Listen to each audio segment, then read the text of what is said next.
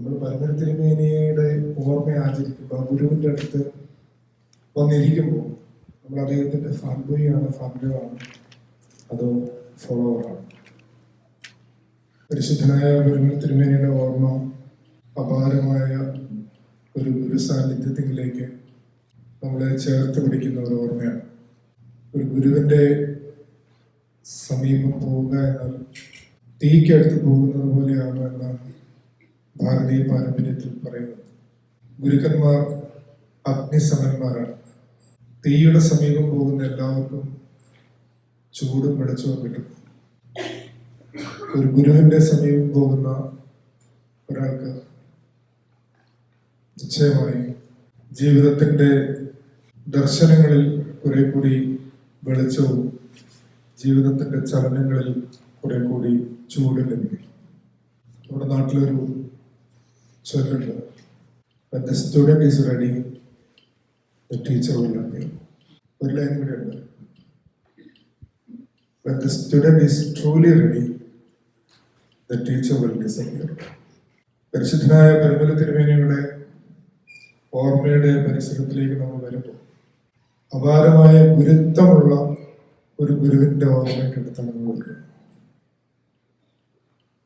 Normally പറയാറുണ്ട് ഗുരുത്വം. സ്കൂളിലൊക്കെ നമ്മൾ പണ്ട് പഠിച്ചപ്പോൾ ഗുരുത്വം വേണം, ഗുരുത്വം വേണം എന്ന് പറയും. എന്താണ് ഗുരുത്വം എന്ന് നമുക്കറിയാം. എന്താ? എന്തോ ഒന്നാണ്. ഗുരുവിൽ നിന്ന് കിട്ടുന്ന എന്തോ ഒന്നാണ് ഗുരുത്വം. ഗുരുവിന്റെ ഭാവമാണ് ഗൗരവം എന്നാണ് പറയുന്നത്. ഗൗരവം വെച്ചാൽ വളരെ സീരിയസ് ആയിട്ട് ഇങ്ങനെ ഇരിക്കുന്ന ആൾക്കാരെന്നല്ല അതിന്റെ അർത്ഥം. ജീവിതത്തിന്റെ ക്ഷണികമായ വളരെ ടെമ്പറലായിട്ടുള്ള കാര്യങ്ങളിൽ വളരെ പെട്ടെന്ന് ഫാസിനേറ്റഡ് ആയി പോകാവുന്ന ഒരു പ്രായം, നമ്മുടെ ടീനേജ്, പിന്നെ നമ്മുടെ യൗവനം, ഈ പ്രായങ്ങളിൽ ഒരാളെ ജീവിതത്തിന്റെ നിസ്സാരമായ ക്ഷണഭംഗുരതകളിലേക്ക് ആനയിക്കപ്പെടുന്നതിന് പകരം അയാളെ ജീവിതത്തിന്റെ കുറെ കൂടി സാരവത്തായ സംഗതികളിലേക്ക് വിളിച്ചടുപ്പിക്കുന്ന ആളാണ് ഗുരു. കുറെ കൂടി ഗൗരവമായ ജീവിത ദർശനങ്ങളിലേക്ക് ഒരാളെ ഇനിഷ്യേറ്റ് ചെയ്യുന്ന ആളാണ് സത്യത്തിൽ ഗുരുവായിരിക്കുന്നത്. അതുകൊണ്ടാണ് ഗുരുവിന്റെ ഭാവം ഗൗരവം എന്ന് പറയുന്നത്. അപ്പൊ ആ ഗുരുവിൽ നിന്ന് കിട്ടുന്ന ഒന്നാണ് ഗുരുത്വം. കുറച്ചുകൂടെ അത് എളുപ്പത്തിൽ നമുക്ക് മനസ്സിലാവാനായിട്ട് ഗുരുത്വം എന്നതിന്റെ ഇംഗ്ലീഷ് ഗ്രാവിറ്റിയാണ്. ഗ്രാവിറ്റേഷണൽ ഫോഴ്സ് കൊണ്ടാണ് നമ്മളെല്ലാവരും ഇവിടെ ഇങ്ങനെ വളരെ ഡിസിപ്ലിൻഡ് ആയിട്ടിരിക്കുന്നത്. ഞാൻ ഇവിടെ നിൽക്കുന്നു, നിങ്ങൾ ഇവിടെ ഇരിക്കുന്നു. അല്ല, ഈ ഗ്രാവിറ്റേഷണൽ ഫോഴ്സ് ഇല്ലെങ്കിൽ എന്ത് സംഭവിക്കും? നമ്മളെല്ലാവരും ഇങ്ങനെ പൊങ്ങിത്തുന്ന, ഇങ്ങനെ പൊങ്ങി നടക്കുന്നതിന് മലയാളത്തിൽ പറയുന്ന വാക്കാണ് പൊങ്ങച്ച. വളരെ പെരിഫറൽ ആയിട്ടുള്ള ജീവിതമാണ് നമ്മുടെ, വളരെ ആർട്ടിഫിഷ്യലാണ്, ഒട്ടും ഡെപ്ത് ഇല്ല. നമ്മുടെ ജീവിതത്തിന്റെ ഡെപ്ത് കൂട്ടുന്ന ആളുകളാണ് സത്യത്തിൽ ഗുരുക്കന്മാർ. അത്തരത്തിൽ നമ്മുടെ ജീവിതത്തിന്റെ ആഴം, നമ്മുടെ പ്രാർത്ഥനയുടെ ആഴം, പഠനത്തിന്റെ ആഴം, ഉപവാസത്തിന്റെ ആഴം, ബന്ധങ്ങളുടെ ആഴം, ഇതൊക്കെ കുറഞ്ഞു വരുന്ന ഒരു കാലത്ത് ഇത് കൂട്ടിത്തരുന്ന ഒരു ഓർമ്മയാണ് സത്യത്തിൽ പരിശുദ്ധനായ പരമന തിരുമേനി. ദൈവത്തോടുള്ള നമ്മുടെ ബന്ധം, മനുഷ്യർ പരസ്പരമുള്ള ബന്ധം, ഈ ബന്ധങ്ങൾ എങ്ങനെയായിരിക്കണമെന്ന് നമ്മളെ തന്റെ ജീവിതം കൊണ്ട് ഓർമ്മിപ്പിച്ച ഒരു മനുഷ്യനെയാണ് സത്യത്തിൽ പരമന തിരുമേനി ഓർക്കുമ്പോൾ നമ്മൾ വീണ്ടും വീണ്ടും ഓർത്തെടുക്കാൻ ശ്രമിക്കുന്നു. പരിശുദ്ധന്റെ ഓർമ്മ പെരുന്നാളിൽ സാധാരണ വായിക്കുന്ന ഒരു പഴയ നിയമ ഭാഗമാണ്. വളരെ പ്രസിദ്ധമായ ഒരു ഭാഗമാണ്. ഒരുപാട് പ്രഭാഷണങ്ങൾ ആ ഭാഗത്തെ കുറിച്ച് നിങ്ങൾ കേട്ടിട്ടുണ്ട്. സമീപകാലത്ത് ഞാൻ വായിക്കാനിടയായ ഒരു പുസ്തകമാണ് we make the road by walking. അതിനകത്ത് ഈ ഒരു ടെക്സ്റ്റിനൊരു വ്യത്യസ്തമായ ഇന്റർപ്രിട്ടേഷൻ വായിക്കാനിടയായി. 2 Kings chapter 2 ആണ് നമ്മളുടെ ടെക്സ്റ്റ്. അതിന്റെ ഫസ്റ്റ് പോർഷനാണ്. 2 Kings എന്ന് പറയുമ്പോൾ തന്നെ അറിയാം, ഒരു ഗുരുവിന്റെയും ശിഷ്യന്റെയും ഒരു അവസാന യാത്രയെ കുറിച്ച് പറയുന്നതാണ്. ഏലിയാവിന്റെയും എലീശായുടെയും ഒരു ലാസ്റ്റ് ട്രിപ്പാണ് അവിടെ പ്രതിപാദിക്കുന്നത്. ഏലിയാവ് എലീശായെ വിളിച്ചിട്ട് പറയുന്നുണ്ട്, നമുക്കൊരു യാത്ര പോകാനുണ്ട്, ബഥേലിലേക്ക് പോവുകയാണ്. നീ വരണ്ട. എലീശയെ പരമാവധി കൊണ്ടുപോകാതിരിക്കാനായിട്ട് ഏലിയ നോക്കുന്നുണ്ട്. As a time came to be for the Lord to take up Elijah into heaven by a whirlwind, Elijah and Elisha went from Gilgal. And Elijah said to Elisha, "Stay here, please, for the Lord sent me to Bethel." എലീശ പറയുന്നത്, യഹോവയാണ് എന്റെ ജീവനാണ്, ഞാൻ നിന്നെ വിടുകയില്ല. I will not leave you എന്ന് ആവർത്തിച്ച് പറയും. അപ്പൊ എലീശയെ ഏലിയാവ് കൂട്ടിക്കൊണ്ടുപോയി. കുറച്ചു കഴിഞ്ഞപ്പോ അവര് ബഥേലിൽ എത്തിക്കഴിഞ്ഞപ്പോ ഏലിയ പറഞ്ഞു, യഹോവ എന്നോട് പറയുന്നു, ജെറീക്കോയിലേക്ക് പോകണം, നീ വരണ്ട. എങ്ങനെയെങ്കിലും ഇയാളെ ഒന്ന് അകറ്റി നിർത്താൻ. അപ്പോഴിതേ ഡയലോഗ് തന്നെ ആവർത്തിക്കുന്നു, I will not leave you എന്ന് എലീശ പറയുന്നു. മൂന്നാമത് ഒരു ജെറീക്കോയിൽ നിന്ന് ജോർദാനിലെത്തിപ്പിലും ഏലിയ പറഞ്ഞു, നീ ഇവിടെ നിന്നോ, ഞാൻ ഇവിടുന്ന് പോവാണ്, ജോർദാന്റെ അക്കരയ്ക്ക് പോവാണ്. അപ്പോൾ എലീശ പറഞ്ഞു, ഞാൻ നിന്നെ വിടുകയില്ല. ഈ ഒരു അരഗൻസ് സത്യത്തിൽ ഇത്രയും നാളും കൂടെ നടന്ന ഒരു ശിഷ്യനെ വളരെ, കാരണം ആ സമയത്തൊക്കെ ആ ഓരോ സ്ഥലത്തെയും ശിഷ്യന്മാർ, ബഥേലിലെയും ജോർദാനിലെയും ജെറീക്കോയിലെയും ശിഷ്യന്മാർ പറയുന്നുണ്ട്, ഗുരുവിനെ ഇപ്പോൾ ദൈവം എടുക്കാൻ പോവാണെന്ന് നിനക്കറിയാമോ? എലീശ പറയുന്നുണ്ട്, ആരോടും മിണ്ടരുത്, നിങ്ങളത് മിണ്ടാതിരുന്നാൽ മതി എന്ന് പറയുന്നുണ്ട്. അപ്പൊ വളരെ നിർണായകമായ ഒരു ഘട്ടത്തിൽ ഒരു ഗുരു തന്നെ ശിഷ്യനോട് വരണ്ട നിങ്ങൾ പറയാം, എന്നോട് അടുക്കണ്ടെന്ന് പറഞ്ഞു. അതത്ര ശരിയാണ്. സാധാരണ ഈ ഗുരുക്കന്മാരെ കുറിച്ചൊക്കെ പൊതുവെ പറയുന്നത് മിസ്റ്റിക്കൽ അരഗൻസ് എന്ന് പറയുന്നത്. എന്താ അത്? ഈ മൗണ്ട് ആദോസിനെ കുറിച്ച് നമ്മൾ വായിക്കുമ്പോൾ, പോയിട്ടില്ല, വായിക്കുമ്പോൾ നമുക്കറിയാം അവിടെയുള്ള സന്യാസിമാരൊക്കെ വളരെ റഫായിട്ട് പെരുമാറുന്നവരാണ്. കാരണം ടൈം ടച്ച് ചിലപ്പോൾ ഇടിക്കുകയൊക്കെ ചെയ്യും. എന്തിനായിരിക്കും അങ്ങനെ ഒരു ഡിഫൻസ് മെക്കാനിസം അവരിക്കുന്നത്? കാരണം മൗണ്ട് ആദോസിൽ പോകുന്ന പകുതിയിലേറെ പേരും ഒരു ടൂറിസ്റ്റ് ആയിട്ട് പോകുന്നതാണ്. മൗണ്ടൻ ഓഫ് സൈലൻസ് എന്ന് പറയുന്ന ബുക്കിനകത്ത് തന്നെ അയാൾ ടൂറിസ്റ്റ് ആയിട്ടാണ് അവിടെ പോകുന്നതായിട്ടാണ് ആ കഥ എഴുതിയിരിക്കുന്നത്. ആ ദിവസം പോകുന്നത്. അപ്പോ അവിടെ ചെല്ലുമ്പോ ഈ ശിഷ്യൻ യഥാർത്ഥത്തിൽ സത്യം അന്വേഷിക്കാൻ വന്നയാളാണ് എന്നുള്ള ഒരു ടെസ്റ്റാണ് ഉള്ളത്. ഇയാള് വളരെ ഡെപ്തുള്ള ആളാണ്, അത് വളരെ ഈഗോയിസ്റ്റിക്കാണ്. കാരണം നമ്മുടെ അടുത്ത് ഒരാൾ കൈമുത്താൻ വരുമ്പോൾ, ഞാനിങ്ങനെ കയറി വരുമ്പോൾ നിങ്ങൾ കൈമുത്താൻ വരും, ഞാൻ ഇങ്ങോട്ട് വടക്കോട്ട് നോക്കിയിട്ട് ഇങ്ങനെ കണ്ടിങ്ങോട്ട് തരും. അപ്പോ നിങ്ങൾ എന്നാ പറയും, എന്തോ ജാടയാണ് അല്ലേ, ഇയാളും മെത്രാനായതേ ഉള്ളൂ, എന്തോ സാധനങ്ങളാണ് ഇതൊക്കെ, നമ്മളിങ്ങനെ എന്തെങ്കിലുമൊക്കെ വാക്ക് ഉപയോഗിക്കും.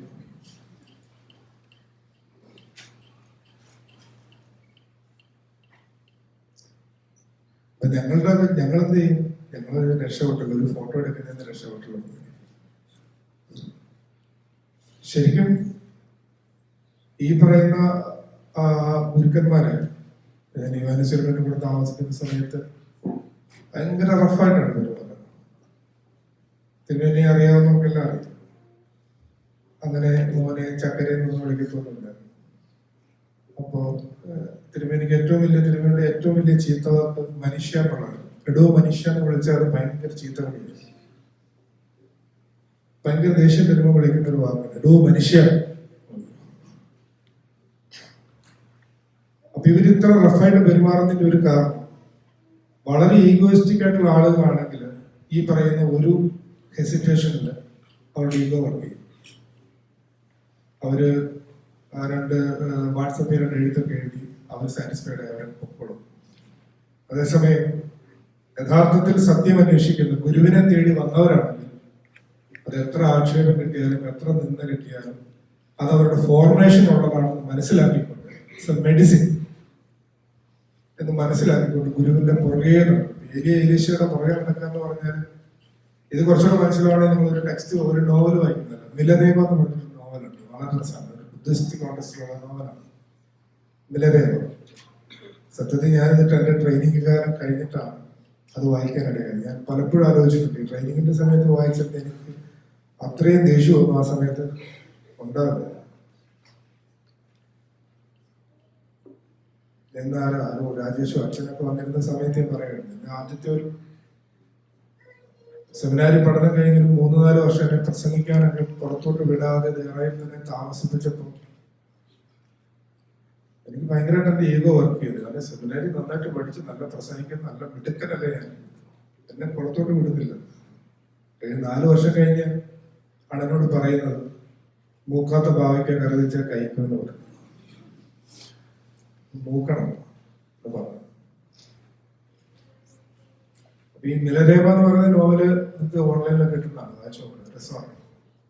അതിങ്ങനെ ഗുരുവിന്റെ പുറകെ ഇങ്ങനെ ശിഷ്യൻ നടക്കുകയാണ്. ഗുരു ഓരോ പണി പറയുന്നു, ഒരു കാര്യം ഉണ്ടാക്കാൻ പറയുന്നു, പിറ്റേ ദിവസം തിരിച്ചു കളയാൻ പറയുന്നു, പിന്നെ അടുത്ത വർക്ക് കൊടുക്കുന്നു. എന്ന് പറഞ്ഞതുപോലെ ഏലിയാവ് ഇങ്ങനെ എലീശായോട് ഇങ്ങനെ ഹെസിറ്റേറ്റ് ചെയ്യണം, വരണ്ട, നീ വരണ്ട, I will not leave U.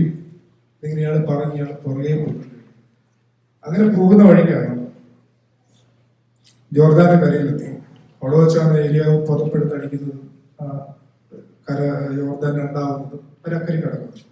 അത് കഴിഞ്ഞുള്ള വാക്കാണ് നമ്മുടെ സത്യത്തിൽ ഇന്നത്തെ പ്രധാനപ്പെട്ട ചിന്താവിഷയം. Chapter 2 verse 9. So it was that during that time they crossed over. Elijah said to Elisha, ask what I may do for you before I am taken away from you. Elisha said, please let a double portion of your spirit be upon me. So Elijah said, you have asked a hard thing.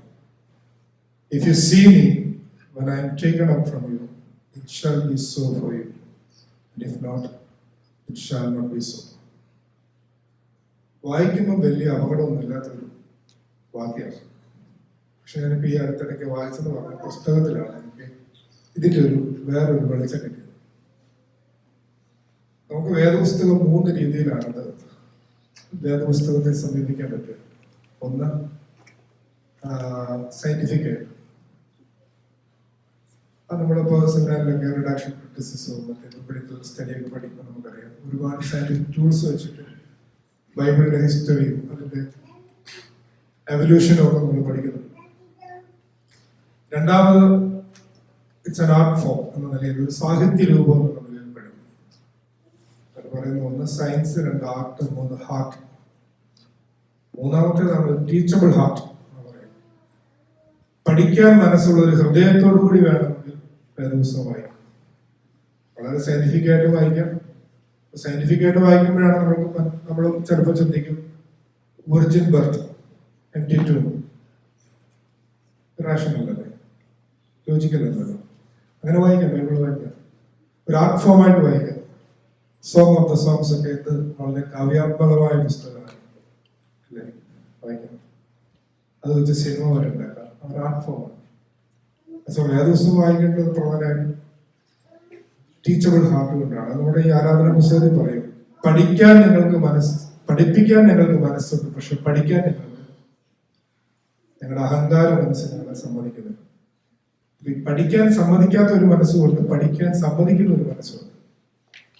ഈ പരിശുദ്ധാത്മാവിനാൽ പ്രേരിതമായ ഒരു മനസ്സിന് മാത്രം, ഒരു ഹൃദയത്തിന് മാത്രമാണ് വേദപുസ്തകത്തിന്റെ രഹസ്യങ്ങൾ ഉൾപ്പെട്ടിരിക്കുന്നത്. അത്തരത്തിൽ നമ്മൾ ഇതിനെ ഒന്ന് സൂക്ഷ്മമായിട്ട് വായിച്ചാൽ, ഏലിയാവ് എലീശയുമായി യോർദാന്റെ അക്കരെ കടക്കുന്ന സമയത്ത് ഗുരു ശിഷ്യനോട് അവസാനമായി ചോദിക്കുന്ന ചോദ്യം,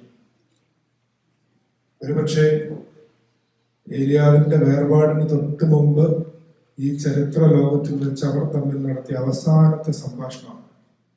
ഒരു ഗുരു ശിഷ്യനോട് അവസാനമായി നടത്തുന്ന സംഭാഷണം എന്ന് പറഞ്ഞാൽ വളരെ പ്രധാനപ്പെട്ടതാണ് ഗുരു ശിഷ്യ പരമ്പരയിൽ.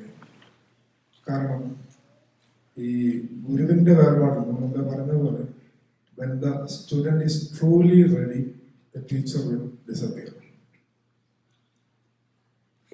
അവിടെ ഒരു ട്രാൻസ്മിഷൻ നടക്കുന്നുണ്ട്. ഗുരുവിൽ നിന്ന് ശിഷ്യനിലേക്ക്. ആ ഒരു പോയിന്റിൽ ഗുരു ശിഷ്യന് പകർന്നു കൊടുക്കുന്നതാണ് സാധാരണ നമ്മൾ നാട്ടിൽ പറയും ദീക്ഷ.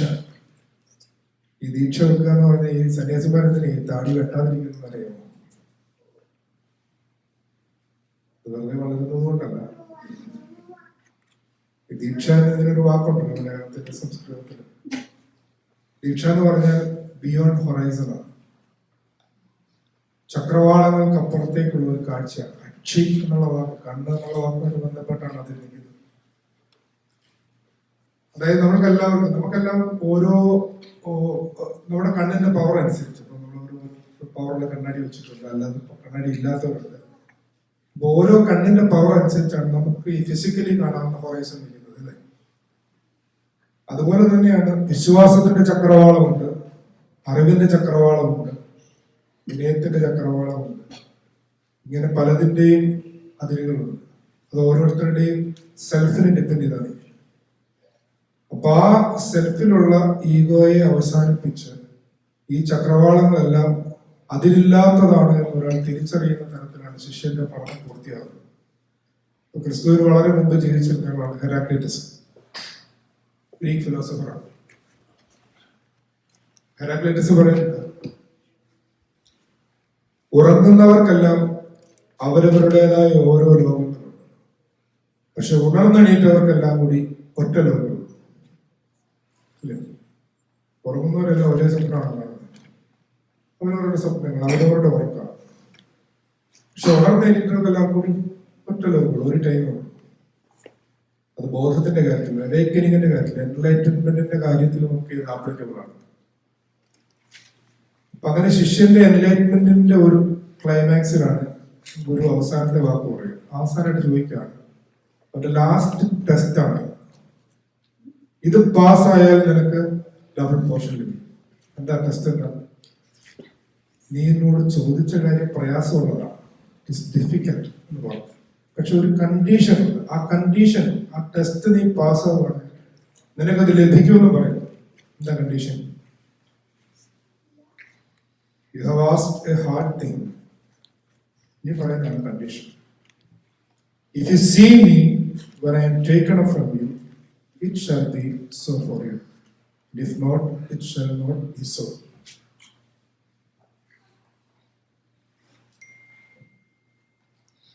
ഞാൻ നിങ്ങളിൽ നിന്ന് എടുക്കപ്പെടുമ്പോൾ നീ എന്നെ കാണുന്നുവെങ്കിൽ നിനക്കത് ലഭിക്കും. കേൾക്കുമ്പോൾ പ്രയാസമൊന്നുമില്ല. ഇവർ രണ്ടുപേരും കൂടെ നടന്നു പോകുന്ന സമയത്ത് ഒരുമിച്ച് പോകും, കാണാതിരിക്കാൻ വല്ല പ്രശ്നമുണ്ടോ? ഇല്ല. പക്ഷെ തൊട്ടടുത്ത വരിയിൽ ചെല്ലുമ്പോഴാണ് നമ്മൾ ഇതിന്റെ ഡിഫിക്കൽട്ടി മനസ്സിലായത്. ഇതൊരു ഹാർഡ് തിങ് ആണെന്ന് ഗുരു ശിഷ്യനോട് പറഞ്ഞതിന്റെ കാരണം നമുക്ക് മനസ്സിലാവും. എന്താ പറയുക? Thus it came to be, as they walked and continued to talk, behold, a chariot of fire appeared with horses of fire, and the fire separated them one from the other.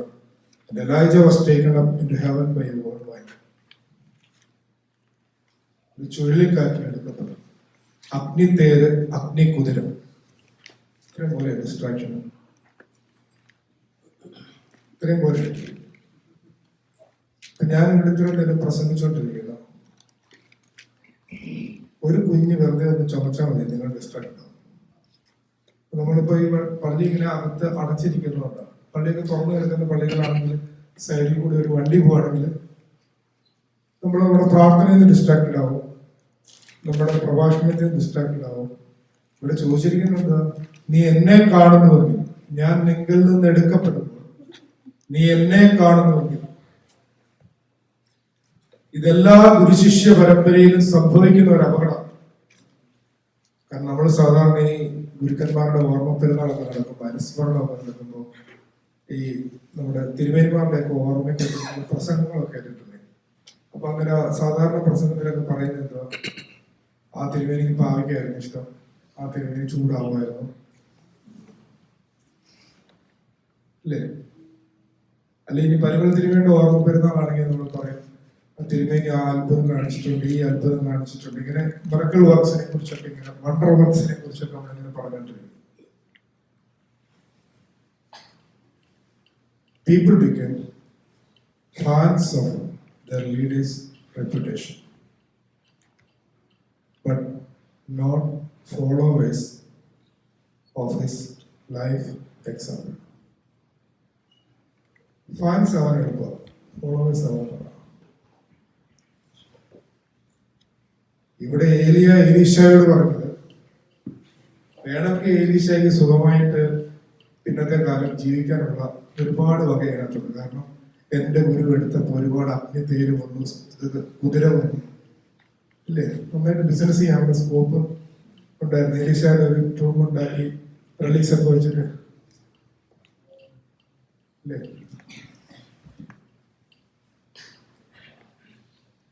പക്ഷെ ഒരു ഫാൻബോയ് എല്ലാവരും എലീശ is A follower. നമ്മുടെ കർത്താവ് അത്രയും ആവശ്യപ്പെട്ടിട്ടുണ്ട്. ഇന്ന് സന്ധിക്ക് വായിച്ചെങ്കിലും എന്താ പറഞ്ഞു? Follow me, follow me. Fanboy ആവാൻ എളുപ്പമാണ് ഞാൻ പറഞ്ഞത്. ഗാലറിയിൽ ഇരുന്നാൽ മതി ഫാൻബോയ്സ്, കളത്തിൽ കളിക്കണ്ട. ഇപ്പൊ ക്രിക്കറ്റിലാണെങ്കിൽ ആ 11 അകത്ത് വരണ്ട. ഈ പറയുന്ന തൗസൻഡ്സിനകത്തിരുന്ന് ഒന്നുകിൽ കൈയടിക്കുക അല്ലെങ്കിൽ പോവുക, ഇതിലേതെങ്കിലും ഒക്കെ ചെയ്ത് വളരെ ഈസി ആയിട്ട് നമുക്ക് കാര്യങ്ങൾ നടത്താം. പക്ഷെ നമ്മൾ അവരുടെ, ഇപ്പൊ നമ്മളൊരു ഒരു കളിക്കാരനെ ആരാധിക്കുന്നുണ്ടെങ്കിൽ അയാളുടെ ഫോളോവർ ആണെങ്കിൽ രാവിലെ 4 മണിക്ക് എണീറ്റ് പ്രാക്ടീസിന് പോയാൽ പറ്റും, അല്ലേ? പോയാൽ പറ്റും. ഫാൻബോയ് ആണെങ്കിൽ കുഴപ്പമില്ല, 10 മണിക്ക് കണ്ടു തുടങ്ങും, ഗാലറി ചെന്നാൽ മതി. 6 അടിക്കണം, കൈയടിക്കുക, ഡെക്കാവുകയാണെങ്കിൽ അവനെ 2 ചീറ്റൊക്കെ പറഞ്ഞിട്ട് പോവുക. ഈ സന്ധിക്ക് നമ്മൾ ചോദിക്കുന്ന ചോദ്യം ഇത്രയേ ഉള്ളൂ.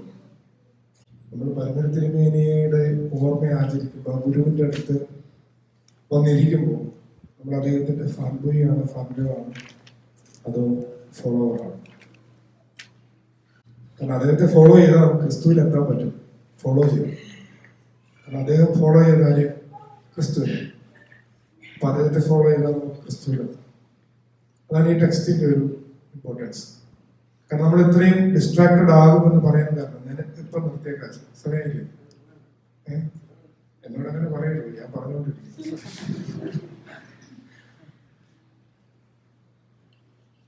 നമ്മള് ഇപ്പൊ എന്റെ പേഴ്സണൽ ലൈഫിൽ കഴിഞ്ഞ വർഷത്തെ ഒരു എക്സാമ്പിൾ പറഞ്ഞാല്, ഞാൻ ചോദ്യം ചെയ്യട്ടെ, പിശാച് ആദ്യം പിടിക്കുന്നത് ആരെയാണ്? ജനങ്ങളെയാണോ, അച്ഛന്മാരെയാണോ, മെത്രാച്ചന്മാരെയാണോ? ധൈര്യമുണ്ട്, പേടിക്കണ്ട, മെത്രാച്ചന്മാരെ ആദ്യം പിശാച് പിടിക്കുന്നത്. മെത്രാച്ചൻ എന്താ കാര്യം? ഇടയനെ വെട്ടിയാൽ ആടുകൾ ചിതറും. അത് ഏത് യുദ്ധത്തിലും അങ്ങനെ തന്നെയാണ്. ഇപ്പൊ നമ്മുടെ നാട്ടിലുള്ള യുദ്ധങ്ങളായാൽ പോലും നമ്മുടെ ശത്രു സൈന്യത്തിന്റെ രാജാവിനെയാണ്, അല്ലെങ്കിൽ മറ്റേ പ്രസിഡന്റിനെയാണ് നമ്മൾ, ഇറാനും അല്ലെങ്കിൽ ഇസ്രായേലും ഒക്കെ തമ്മിലുള്ള വാറിലൊക്കെ നമ്മൾ കണ്ടതാണ്. അവിടെ ലീഡേഴ്സിനെയാണ് പോയി അറ്റാക്ക് ചെയ്യുന്നത്. ഈ അണികളെ പോയി അറ്റാക്ക് ചെയ്തിട്ട് കാര്യമില്ല. ലീഡേഴ്സിനെ അറ്റാക്ക് ചെയ്തിട്ട് അണികൾ പിന്നെ പാനിക്ക് അവർ പോയി, അങ്ങനെ ഒരു സൈന്യം തന്നെ ഇല്ല, ആർമി തന്നെ ഇല്ലാതാവും. ഞാൻ കഴിഞ്ഞ ഈ വലിയ നോയമ്പിന്റെ സമയത്ത് തന്നെ പരീക്ഷ വെച്ചിട്ടുള്ള സമയം കൂടെയാണ്. ഈ കഴിഞ്ഞ വർഷം വരെ ഇടുക്കി മാത്രമായിരുന്നപ്പോൾ ആകെ 35 പരീക്ഷയുള്ളൂ. 50 ദിവസം കൊണ്ട് സിമ്പിളായിട്ട് കവർ ചെയ്യാം. ഈ കണ്ടനാട് ഡയസിസിൽ വന്നപ്പോൾ അവിടെ ഒരു 10-40 പരീക്ഷ ഉണ്ട്. അപ്പൊ എല്ലാം കൂടെ ഒരു 10-75 ഇടവകയുണ്ട്. ആകെ 50 ദിവസമുള്ളൂ. അത് എക്സ്റ്റെൻഡ് ചെയ്തിട്ടില്ലല്ലോ, എക്സ്റ്റെൻഡ് ചെയ്യണ്ടല്ലോ. അപ്പോ അത് മാനേജ് ചെയ്യണം. അപ്പൊ ഞാൻ ഞായറാഴ്ച ഇങ്ങനെ 3 പള്ളി, ശനിയാഴ്ച 2 പള്ളി, അപ്പൊ അങ്ങനെയാണ് പ്രയർ മീറ്റിംഗ് ഒക്കെ അറേഞ്ച് ചെയ്തത്. അപ്പൊ അങ്ങനെ 50 ദിവസം കൊണ്ട് ഈ 75 പള്ളി കവർ ചെയ്യുന്ന ഒരു യാത്രയാണ്. ഈ യാത്ര കഴിഞ്ഞ് മിക്കവാറൊക്കെ ഞാൻ കുമ്പളേക്ക് തിരിച്ചു വരും, ഇടുക്കിക്ക് തിരിച്ചു പോരും. കാരണം അപ്പോ നമ്മളിവിടെ വന്ന് കിടക്കാൻ, നമ്മൾ കുളിച്ചു കഴിഞ്ഞ് കിടക്കാന്ന് വിചാരിക്കുമ്പോ ബൈബിള് വായിക്കണമല്ലോ, ബൈബിള് വായിക്കണം. അപ്പൊ പിശാച് എൻ്റെ അടുത്ത് വരും. പിശാച് പറയും, തിരുമേനി എന്തൊരു വാക്കായിരുന്നു തിരുമേനി, ഇന്ന് 3 പള്ളിയിൽ പോയി, 35 വീട്ടിൽ പോയി, ഈ യാത്രയെല്ലാം ചെയ്തു, ഇനി തിരുമേനി ബൈബിള് വായിച്ചില്ലേലും കുഴപ്പമില്ല. കാരണം സത്യം പറയാലോ, ഈ കഴിഞ്ഞ വലിയ നോയമ്പ് 13 ദിവസം ഞാൻ ബൈബിൾ വായിച്ചില്ല.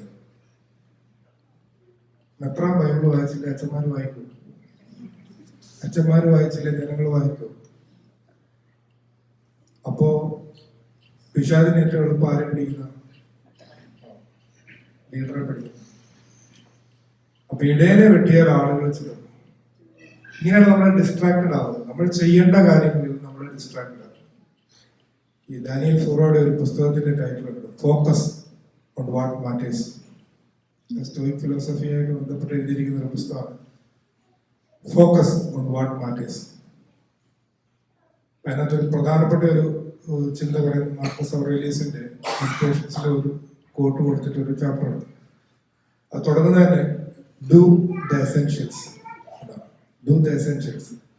ഈ അടിസ്ഥാനപരമായി നമ്മൾ ചെയ്യേണ്ട കാര്യങ്ങൾ നമ്മളെ അകറ്റുക എന്നുള്ളതാണ് പിശാച് ചെയ്യുന്ന ഏറ്റവും വലിയ കാര്യം. ഒരുപാട് ഡിസ്ട്രാക്ഷൻ നമുക്കുണ്ടാകും.